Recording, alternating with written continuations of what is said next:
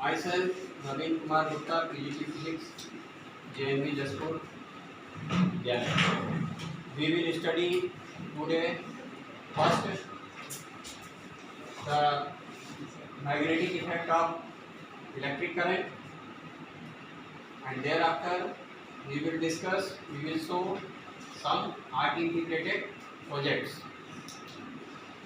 Art integrated projects will be presented by Master Ayush Kumar, and second project will be shown by Master Devendra and Master Vaibhav of class 10.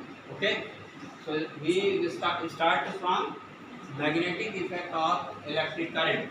So this is first initially presented by Oersted in 1820. 1820 में इन्होंने बताया था that how the magnetic effect is produced due to the current flowing in the conductor. So let us see what he actually observed. This is the battery, suppose.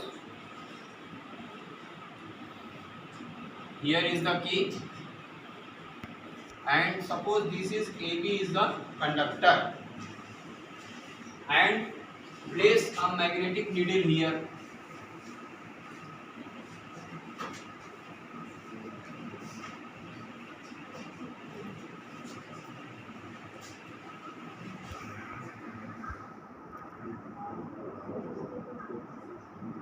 This is the direction: east, west, north and south.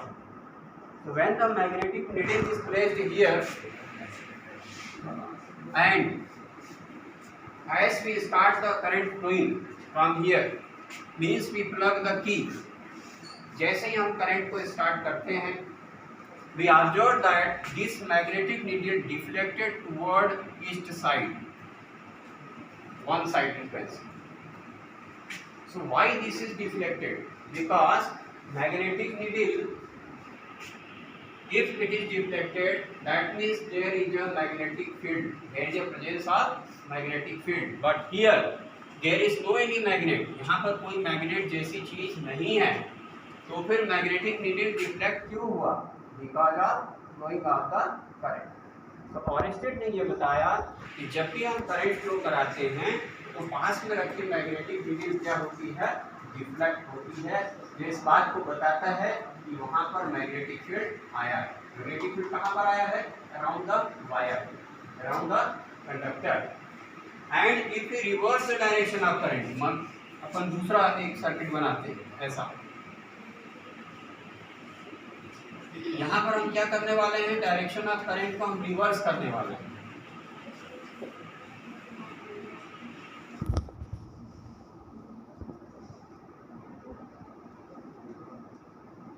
तो हम क्या देखते हैं कि deflection of needle is also reverse. That means now it is deflected toward the west side. Initially it was deflected toward the east side. After reversing the direction of current, it is deflected toward the west side. Okay. So by this experiment, Oersted explained that the magnetic field is produced due to the presence of electric current. Later on, Faraday showed the experiment. What is that? He think if current produce magnetic field, then magnetic field must produce the current. अगर current से magnetic field produce होता है तो magnetic field से current produce होना चाहिए. ऐसा Faraday के दिमाग में आया और लोगों के भी दिमाग में आया. और फैराडे ने 11 साल तक लगातार मतलब इसका प्रयास किया. और लास्ट में उन्होंने कैसे प्रयास किया? एक वो कॉइल उन्होंने लिया ऐसा, यहाँ पर एक गैल्वेनोमीटर लगा दिया और इस तरफ एक मैग्नेट लिया. कॉइल और मैग्नेट लेकर के, गैल्वेनोमीटर लेकर के प्रयास किए. काफी लंबे समय प्रयास के बाद, 11 साल तक प्रयास के बाद, एक बार उन्होंने क्या किया कि गुस्से में आकर के उसको झटक दिया, झटक दिया मतलब एक तरह से कह सकते हैं पटक दिया। जैसे ही उसने झटका यानी पटका तो इस गैल्वेनोमीटर में रिफ्लेक्शन आ गया। उन्होंने इस एक्सपेरिमेंट को रिपीट किया, 2 बार 3 बार झटका दिया, मतलब उसको रिलेटिव मोशन पे लाया। रिलेटिव मोशन पे लाने से क्या हुआ, वो करंट प्रोड्यूस हुआ। बाद में उसने फैराडे ने ये बताया कि whenever there is a relative motion between magnet and the coil, जब कभी भी रिलेटिव मोशन होगा, किसके किसके बीच होगा relative motion, magnet and coil के बीच। Whenever there is a relative motion between magnet and coil the current is produced. होना क्या चाहिए यहाँ पे, रिलेटिव मोशन होना चाहिए। ठीक है, suppose north pole is moving towards the coil, the deflection in the galvanometer is this side, suppose. Then in another experiment, galvanometer is here and north pole is moving outside, moving away from the coil. Then the deflection of galvanometer is also changed, reverse. galvanometer deflection क्या होगा, वो भी reverse होगा। कहने का मतलब ये हुआ कि फैराडे ने 1821 में जो बात बताई, that is the electric effect due to the presence of magnetic field. वो क्या था, whenever there is a relative motion between the coil and the magnet, ठीक है, there is a flux change linked with this coil and so the current is induced, current is induced. ठीक है, if north pole is moving toward the coil, the deflection is one side, and suppose north pole is moving away from the coil, the deflection is another side. So by this experiment the Faraday explained, and this phenomena is called the electromagnetic induction. ठीक है, so here हमने दो चीज बताई। पहला चीज क्या बताया कि इलेक्ट्रिक करंट से मैग्नेटिक फील्ड कैसे आता है, जो कि फॉरेस्टेड ने एक्सप्लेन किया था। इसके बाद 11 साल बाद फैराडे ने ये बताया कि मैग्नेटिक फील्ड के प्रेजेंस में इलेक्ट्रिक करंट कैसे आता है। और इसका मतलब ये हम कंक्लूजन पर पहुंचते हैं कि both are supplementary to each other, means जहाँ इलेक्ट्रिक करंट है वहाँ मैग्नेटिक फील्ड होगा, और जहाँ मैग्नेटिक फील्ड होगा वहाँ पर इलेक्ट्रिक करंट होगा।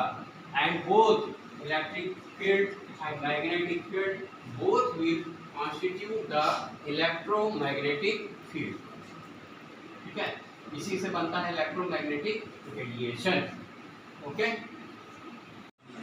Master Ayush Kumar, he has prepared one investigative art integrated project on the electric motor, right?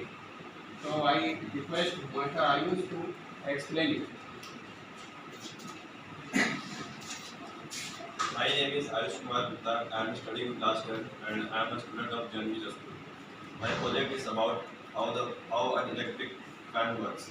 Inside an electric fan, this type of a schematic diagram of electric motor is present, in which these both are magnets, and this is the north pole and this is south pole.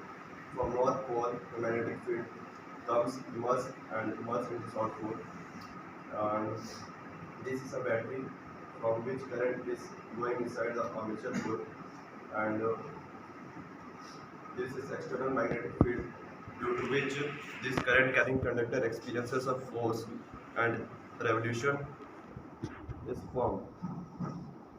After half a rotation, the direction of current changes, due to which this armature coils rotates in such a way that it completes its full rotation, and this cycle continues, and which makes the axle to revolve and the fan rotates.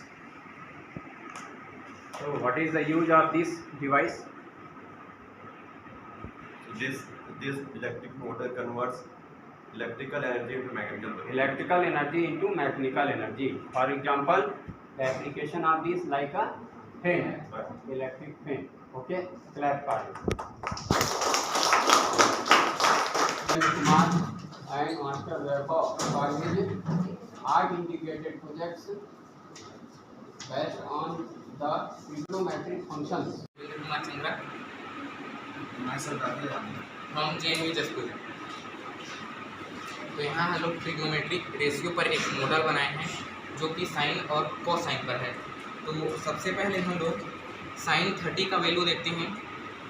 यहाँ sign 30 का value देख सकते हैं 1/2 है, और उसी का value यहाँ कोसाइन 60 में 1/2 है, जो दोनों का वैल्यू सेम है। तो उसके बाद हम लोग साइन 45 का वैल्यू देखते हैं। तो साइन 45 का वैल्यू है 1/√2। तो इसी को कोसाइन में देखते हैं कि इसका वैल्यू कितना है। तो इसका वैल्यू यहाँ पे है साइन 45, तो इसका भी वैल्यू यहाँ आप देख सकते हैं कि 1/√2 है। तो यहाँ हम लोग देखते हैं साइन 210 का वैल्यू। तो यहाँ साइन 210 का वैल्यू है -1/2। तो यही वैल्यू हम लोग कोसाइन में देखते हैं कि इसका वैल्यू यहाँ 240 में -1/2 है। तो इसके बाद हम लोग देखते हैं साइन 270 का वैल्यू। तो यहाँ साइन 270 का वैल्यू है -1, जो कि कोसाइन में इसका वैल्यू है 180 डिग्री में, जो कि है -1। इसके बाद हम लोग साइन 300 का वैल्यू देखते हैं। तो यहाँ साइन 300 का वैल्यू है -1/√3/2। तो यही सेम वैल्यू कोसाइन में आपका आता है 150 डिग्री में, जिसका वैल्यू है -√3/2। तो इसके बाद हम लोग देखते हैं साइन 330 का वैल्यू। तो यहाँ साइन 330 का वैल्यू है -1/2। तो यही वैल्यू कोसाइन में आपका आता है साइन 120 डिग्री में, जिसका वैल्यू है -1/2। तो इसी तरह हम लोग इस तरह वैल्यू को ट्रिग्नोमेट्रिक रेशियो को हम लोग इजीली याद कर सकते हैं। तो थैंक यू।